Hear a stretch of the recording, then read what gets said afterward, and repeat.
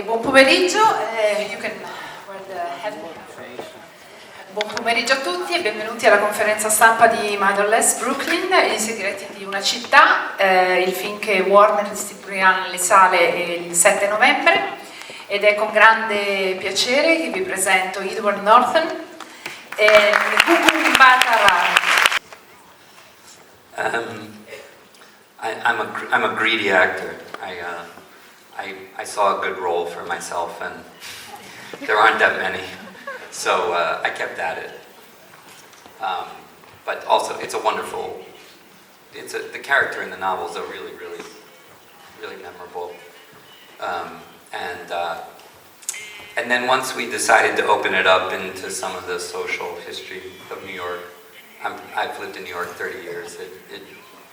I love the city, and it has so many things that are wonderful and also dysfunctional about it. And I liked the idea of digging into that, but it was complex. Fusing the great character from the novel with this kind of deeper history was a complicated puzzle. She's an educated woman. She has a law degree. She's involved in community activism against racial discrimination in housing. You know, she has a purpose in life, and I really appreciated those layers. And then really working with Edward, you know, in terms of developing the dynamic between them, it's quite a delicate and sort of tender dance, really, as they get to know each other. Both really thinking that they can get something out of each other from the beginning. You know, she thinks he's a journalist who's going to help with her cause, and he's investigating the murder of his friend. So I like the fact that it wasn't sort of sentimentalized romance, that they really came together and they saw each other in a way that perhaps society often overlooks them both in different ways. Him because of his Tourette syndrome, in a sense, and her, you know, in the period, being underestimated as a woman of colour who has all these qualifications and people thinking she's a secretary a lot of the time. So I kind of liked that it was an unconventional union, and then just the period and New York and, you know, so many things that made it such a lovely challenge. I like what you said, though. I think she does say, if not save him, she transforms him, because I think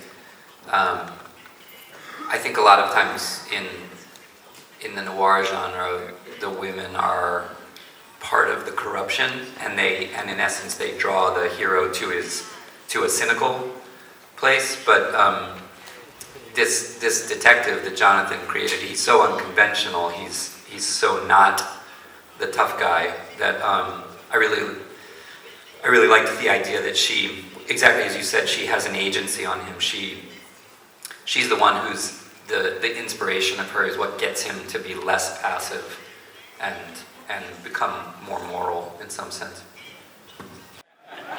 I think, let's see, I don't relate the challenges of one character to things I've done before necessarily. Each one is very unique, and you know, someone brought up, someone said, "Oh, you've played characters with conditions or afflictions before," but the truth is, I haven't really. The ones I've done, they were all lying. You know, they were all faking. I think this is the first time I've played a character who has an authentic. He has an authentic, condition that he suffers from. The other ones were all just good actors. But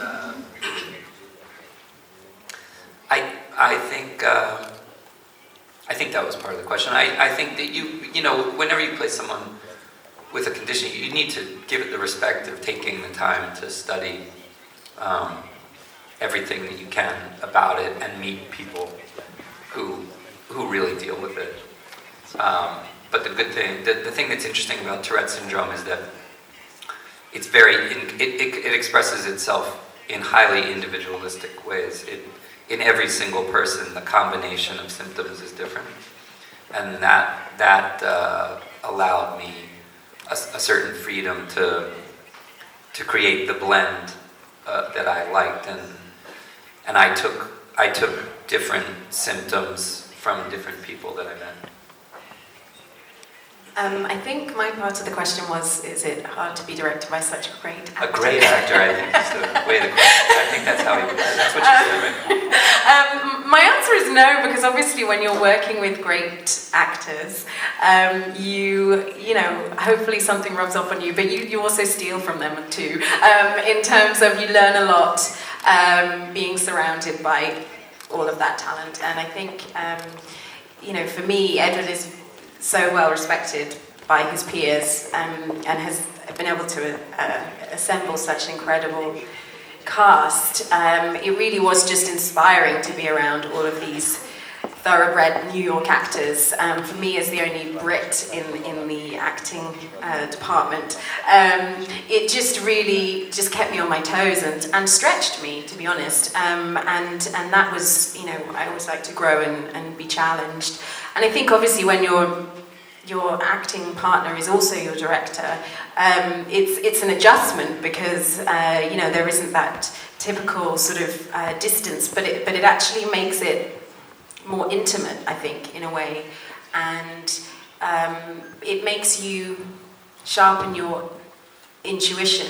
I think, you know, a lot of the nuances of the performance, you know, Edward would be in the trenches with you, and you know, obviously there would be notes, but I think you would definitely feel together, you know, how the scene was evolving in the more emotional moments. So no, I mean, I think, you know, working with great people stretches you and makes you better too, hopefully. First part, yeah, the music in the film it's all the things that I love. It's different things that I love put in a blender together. It was a little bit risky, kind of pulling on my love of Tom York and his kind of unique sense as a songwriter and a modern composer of dissonant music and classical kind of jazz from that era. But the great thing about working with people like Tom and Wynton Marsalis and Daniel Pemberton is they're all so good at what they do that they're interested in working with people outside of the box of what's familiar to them, and they were very, they all embraced this idea of fusing different influences or different styles, and there's a cue in there's a moment after Lionel discovers where the final clue is. You all just saw it, so it's not ruining it. When he heads into Penn Station, it's a piece of music from earlier in the film. It's one of the themes of the film, but it's played backward through a compressor, and then Wynton's horn comes in over it, and it's Daniel Pemberton, in a way, taking his own score, doing what Tom York is so good at doing, which is you know, reversing and compressing and altering in a very modernist way the film, and then Wynton plays this trumpet over it. And every time it gets there, for me, that moment is kind of it's kind of everything that I wanted to achieve in one little moment. I feel like all three of them are working together in a beautiful way. And I think Daniel, Tom and Wynton are obviously enormously celebrated musicians. Daniel Pemberton is for my money, he's one of the really great new talents in film music. I think he's a composer of like a really extraordinary talent. He wrote that whole score in like 4 weeks, and I can't say enough about him. I think he's a monumental talent.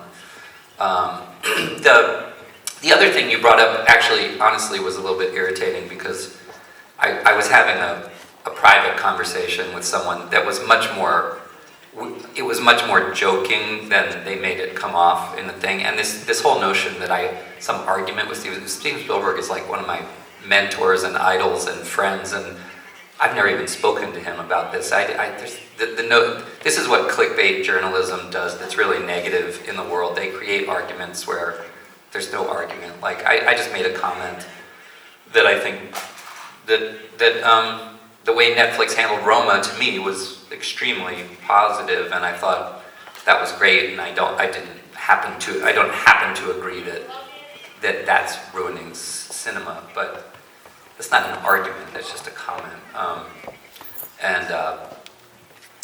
And I think that again, this was a conversation I had with someone we were really laughing in a lot of ways. We were laughing about, people said that television was going to kill cinema, and then they say Netflix is going to kill cinema, and what everybody has to, I think the landscape is shifting and changing. I think you have to celebrate it. I made a very offhand comment with, frankly, there was much more of a smile in it than they made it sound like. But I think it's always really important. We've all had the experience of going in a cinema that maybe they're not, they haven't changed the bulb and it's too dim. And I think I think to me, the experience of seeing movies in cinema is very magical. It's very important that with all the work we put into the technical components, you want the presentation to be high quality, right? That's to me, that's not a very controversial statement in the slightest.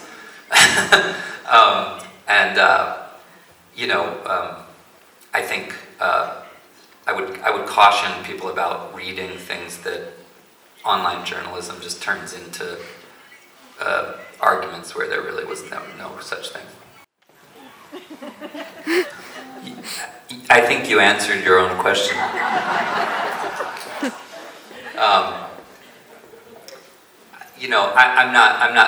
I'm not trying to be tricky. I think that if you saw those things in it, then I'm happy.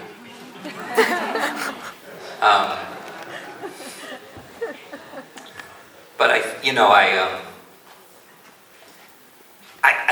I don't think it's whatever we're going through and whatever these things are. Number one, I think they're timeless. I think they're a timeless part of the conversation between, certainly in the modern era of, let's call it like liberal democracy, where we've all, not in the United States, in Europe, we've all invested in the idea that the people have the power, right? And this is our modern social compact is rooted in this conviction that we've taken the power back for the people, but the idea that there's always a threat to that, there's always a pull toward that there are people and forces that take that power away from us. This is timeless and eternal, and it's not just in the United States. I think the romance, the romance that societies go through with bullies, with people with the autocratic impulse, is very strange and dark. And I think that we're seeing it in Europe, we're seeing it in Latin America. We see these ebbs and flows of how much we're going to tolerate. And I think that to me, that's just an interesting question. The idea of the shadow presence of that is, and the idea that we have to stay alert to it is compelling to me. Well, yeah. I mean, again, I think you can sort of see, I hope, in the film that there are, if not blessings, there's things that he and Bruce Willis's character understand or give him some advantage. I think sometimes I think that what's more interesting about characters, the challenge of characters with an affliction is it's not representing their condition, it's depicting the total humanity of the character. And I think, to me, what was always, it gets back to what you said about her saving him. To me, the most interesting component of it is that, yes, that his daily struggle is this condition that he has, but in some sense he's passive. He's not. He's defining himself with it, and then only when he meets someone else who he realizes she has her own struggles, but she's still fighting. It's like I think, like a lot of us, he has to realize that the things he struggles with on a daily basis are not an excuse for being passive in the face of what's going on. And I like that, because I think I think that some of these noir stories are very cynical, in their conclusion. I mean, historically, I think they are, and in a way, I sort of felt like we can't really afford that right now. I don't think it's a time for cynicism or apathy.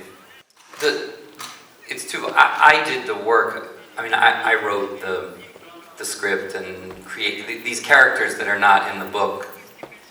Gugu and Alec, and basically the characters who are in the book are Lionel and Minna, Bruce Willis's character, and the guys who work at the agency. That's the core of the novel, and their history I sustained.